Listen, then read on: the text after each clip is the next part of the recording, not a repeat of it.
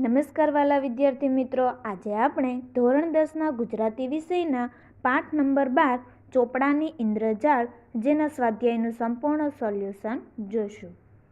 જોઈએ આપણે પ્રશ્ન 1. નીચે આપેલા વિકલ્પોમાંથી સાચો વિકલ્પ પસંદ કરી ખરાની નિશાની કરો. નંબર 1. લેખકને પોતાની જાત ઉપર તિરસ્કાર આવ્યો કારણ કે, તો તેનો જવાબ આવશે જીવલાના છોકરાનો મોનોકોળિયો પોતે જૂટવ્યો હોય તેવું લેખકને લાગ્યું. ત્યાર પછી નંબર 2. જીવલાની કરુણ દશા જોઈને, તો તેનો જવાબ આવશે ખ. લેખકનું હૃદય દ્રવી ઉઠ્યું. ત્યાર પછી આપણે આગળનો પ્રશ્ન જોઈએ. પ્રશ્ન નંબર 2. નીચેના પ્રશ્નોનો એક વાક્યમાં ઉત્તર આપો. નંબર 1. ઉજ્જડ જમીનમાં જે ધાન પાકતું તેમાં કોનો ભાગ રહેતો? તેનો જવાબ જોઈએ તો ઉજ્જડ જમીનમાં જે ધાન પાકતું એમાં રાજા, અમલદાર, ધગડુ, તલાટી, ભૂવો અને શાહુકારનો ભાગ રહેતો. ત્યાર પછી નંબર 2. ગરીબોનું શોષણ કરનાર ચોપડાનો રંગ કેવો હતો? તેનો જવાબ જોઈએ તો ગરીબોનું શોષણ કરનાર ચોપડાનો રંગ રાતો હતો. ત્યાર પછી આપણે આગળનો પ્રશ્ન જોઈએ. પ્રશ્ન નંબર 3. નીચેના પ્રશ્નોના 2-3 વાક્યોમાં ઉત્તર આપો. નંબર 1. લેણદાર અને દેણદારના આવકારમાં રહેલો વિરોધાભાસ જણાવો. તેનો જવાબ જોઈએ.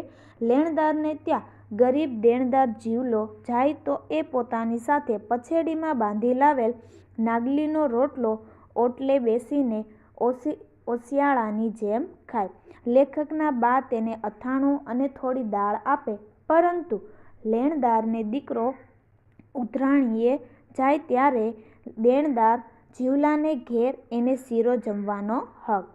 લેણદાર અને દેણદારના આવકારમાં રહેલો આ વિરોધાભાસ લેખકે પોતાના સ્વાનુભવથી જણાવ્યો છે. ત્યાર પછી આપણે આગળનો પ્રશ્ન જોઈએ. નંબર 2. દર વર્ષે જીવલો લેખકના ઘરે કઈ કઈ વસ્તુઓ આપવા જતો? તેનો જવાબ જોઈએ. દર વર્ષે જીવલો લેખકના ઘરે અનાજ, કઠોળ, શેરડી, શાકભાજી, ગોળ વગેરે વસ્તુઓ આપવા જતો. ત્યાર પછી આપણે આગળનો પ્રશ્ન જોઈએ. પ્રશ્ન નંબર 4. નીચેના પ્રશ્નોનો 7-8 લીટીમાં જવાબ આપો. નંબર 1. જીવલાનું પાત્ર લેખન તમારા શબ્દોમાં કરો. તેનો જવાબ જોઈએ.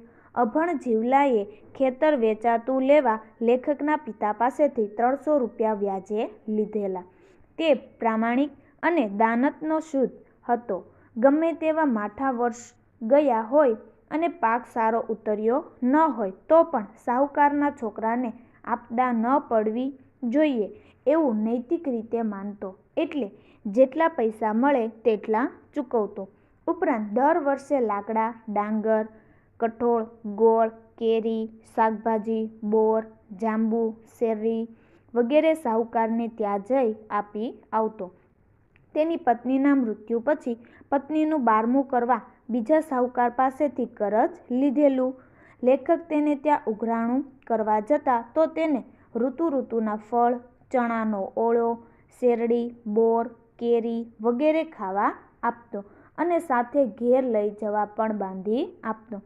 લેખક ભાતું લીધા વિના આવ્યા હોય તો તેમને ભાવતો શીરો જમાડતો. લેખકને વાલોળ અને રીંગણા બાંધી આપવા માટે તેની પાસે એકાદ થેલી પણ ન હતી.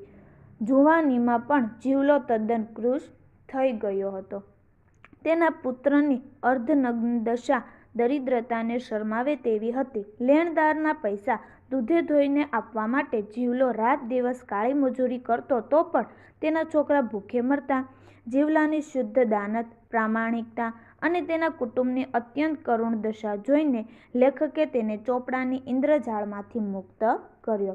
ત્યાર પછી આપણે આગળનો નંબર 2. રાતો ચોપડો ફાડી નાખવા લેખકનું મનોમંથન કેવું હતું? તેનો જવાબ જોઈએ તો જીવલાને ત્યાંથી પાછા ફરતા લેખકે તેની પાસે એકાદ થેલી માંગી ત્યારે જીવલાએ કહ્યું, બોડીને ત્યાં વળી કાકી કેવી? આ શબ્દો સાંભળીને લેખકને તે રાતે મોડે સુધી ઊંઘ ન આવી. એક બાજુ જીવલાનો પ્રેમ અને બીજી તેની કારમી ગરીબાઈ યાદ આવ્યા. તેઓ જ શોષણખોર છે અને બોડી જેવી દુર્દશા કરનાર પણ પોતે જ છે એ ભાવ એમના મનમાં જાગ્યો. તેમના મનમાં મનોમંથન ચાલ્યું. જીવલાને ત્યાં તેઓ શીરો જમતા હતા ત્યારે તેના નાગડા અને ભૂખને લીધે પેટમાં ખાડા પડી ગયેલા નાના દીકરાના લેખકની સામે ટીકી ટીકીને જોતા હતા. એ દ્રશ્ય નજર સામે ખડું થયું.